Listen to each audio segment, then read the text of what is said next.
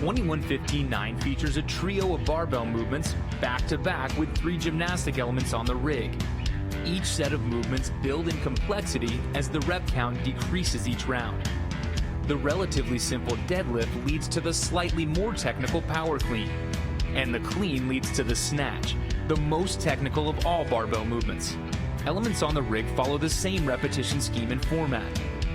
Standard pull-ups are first, followed by chest-to-bar pull-ups.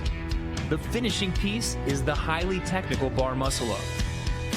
The sum of the reps from each round combine to equal one of CrossFit's trademark repetition schemes, 21:15:9. The fastest athlete to complete all the work and cross the finish line wins.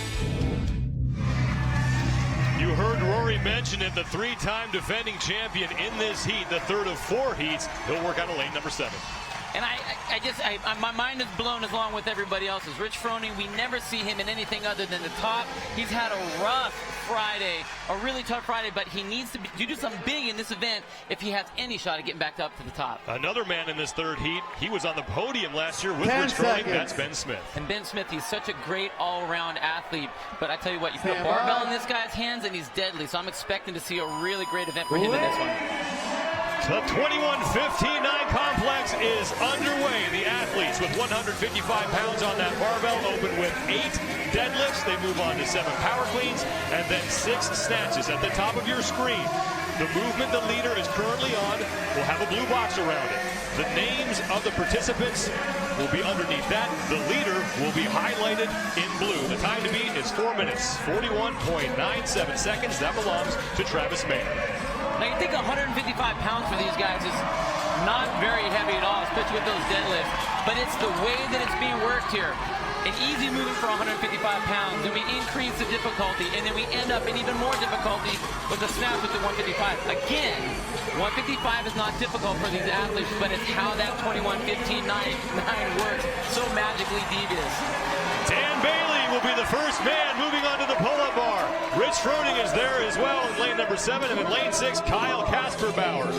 Ben Smith is also on the pull-up bar, and Ben Smith is currently in the lead, but just barely, as some of our top athletes are battling out for the lead in this third of 4 heats here. It's event number 6 here at the 2014 Reebok CrossFit Games, the 21:15:9 complex. Now we're going to see the majority of these athletes breaking up the pull-up movement, whether the pull-up into the chest to bar and into that bar muscle-up. That's a smart move because if you blow out here in the set of 21, you're just going to be absolutely spent for your 15:9 when you really need to turn on the gas. So they need to be smart. They need to be very strategic about how they want to go through, come down when they want to, rather than when they need to. The crowd coming to its feet as a 3-time defending champion, Rich Froning, moves to the barbell for the 15 complex ahead of the men that are chasing him. Dan Bailey, Kyle Kasperbauer, and Kenneth Leverich all trying to chase down the champ right now, who is amongst the men fighting for the lead here, and Froning needs a big performance in this event. And classically, you don't see Rich jump out to the front, but after the devastating day that he's had today, he has to. We saw him very frustrated throughout the day, shaking his head multiple times. You can see he's actually attacking this workout, and that's something that we aren't used to seeing. He's so strong, he's such a pacing master that he doesn't need to do that, but now he's attacking. He needs to prove to himself and everyone else that he is the champ. All the athletes listed at the top of your screen are battling it out for that top spot. Dan Bailey currently has a couple rep lead over Kenneth Leverich, Kyle Kasperbauer.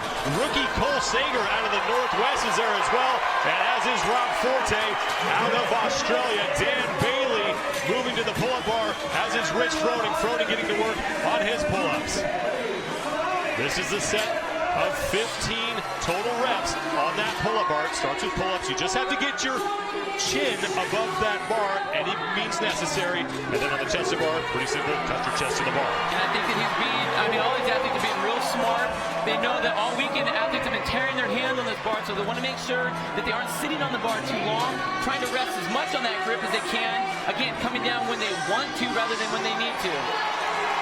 Rich Froning is the first man onto the final set of barbell movements. He'll perform 9 total movements. The time to beat 441.97 belongs to Travis Mayer, and Rich Froning is assaulting that mark right now. This is the first time I've never seen Rich look around to see where the other athletes are.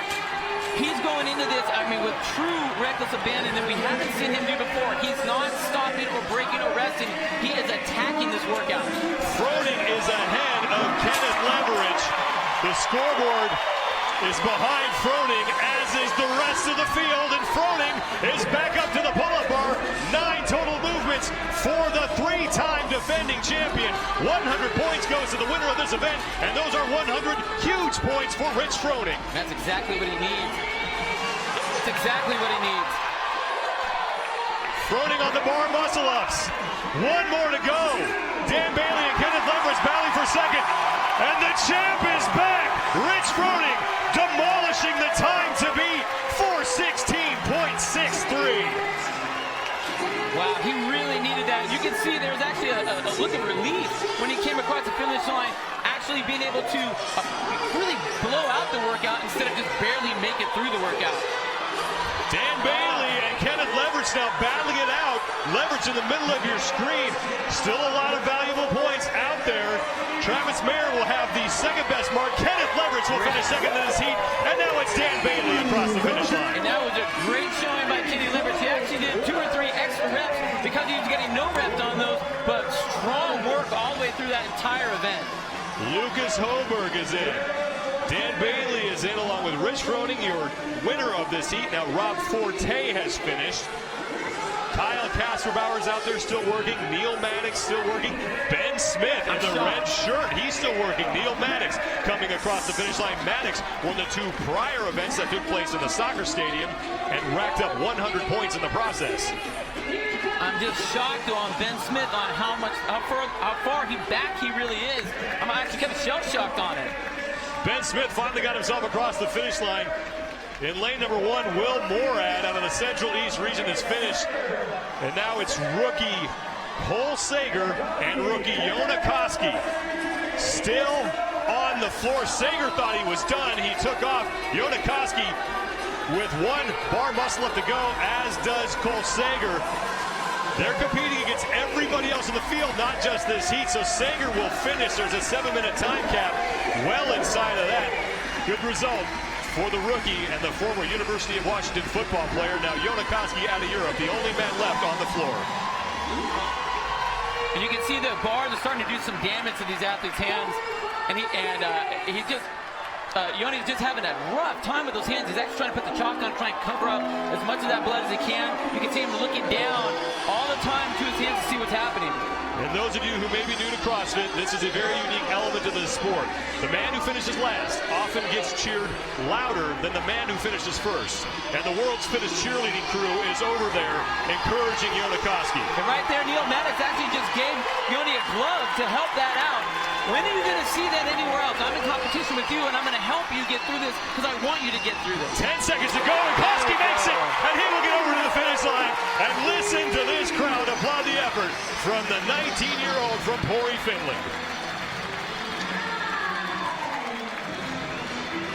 But Rich Froning is the man who has the time to beat. 4 minutes, 16.63 seconds. And he stepped on the gas and never let up. And that was exactly what he needed to do. And usually he would look around to see where everyone is. Didn't do that at all. He looked straight ahead and motored through this entire event. He knew he needed to have a big one, and that's exactly what he did. Very, very impressive. That's the Rich Froning that we know. The top 3 from the 3rd of 4 heats. It's Rich Froning. He will sit and wait to see if that mark holds. And if he earns 100 points, Leverich is second, and Lukas Högberg is third. 1 heat to go. Can anybody catch the champ? Some heavy hitters coming up when we come back.